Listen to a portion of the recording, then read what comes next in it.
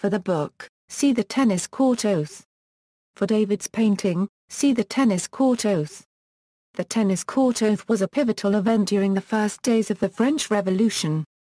The oath was a pledge signed by 576 of the 577 members from the Third Estate who were locked out of a meeting of the Estates General on June 20, 1789. The only person who did not sign was Joseph Martin-Dauch from Castelnaudary, who would not execute decisions not decided by the king. They made a makeshift conference room inside a tennis court, located in the St. Louis district of the city of Versailles, near the Palace of Versailles. On June 17, 1789, this group, led by honorary copyright Gabriel Riquetti, began to call themselves the National Assembly.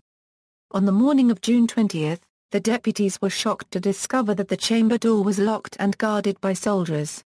Immediately fearing the worst and anxious that a royal attack by King Louis XVI was imminent, the deputies congregated in a nearby indoor tennis court where they took a solemn collective oath not to separate, and to reassemble wherever circumstances require, until the constitution of the kingdom is established.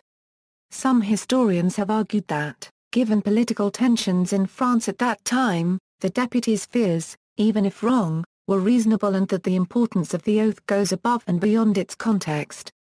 The deputies pledged not to stop the meetings until the constitution had been written, despite the royal prohibition. The oath was both a revolutionary act, and an assertion that political authority derived from the people and their representatives rather than from the monarch himself. Their solidarity forced Louis XVI to order the clergy and the nobility to join with the Third Estate in the National Assembly in order to give the illusion that he controlled the National Assembly.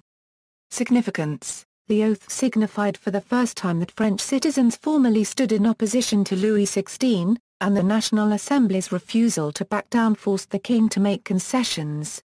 It was foreshadowed by, and drew considerably from, the 1776 United States Declaration of Independence, especially the preamble. The oath also inspired a wide variety of revolutionary activity in the months afterwards, ranging from rioting across the French countryside to renewed calls for a written French constitution. Likewise, it reinforced the Assembly's strength and forced the king to formally request that voting occur based on head, not order. The tennis court oath, which was taken in June 1789, preceded the 4th August 1789 abolition of feudality and the 26th August 1789 Declaration of the Rights of Man and Citizen. Painting: in the painting above, Christophe Antoine Guerle is one of the three men in the middle, discussing the balance between state and religion. Joseph Martin-Dauch can be seen on the right of David's sketch, seated with his arms crossed and his head bowed. This drawing was originally intended to be a print for a commission painting, but the painting was never finished. References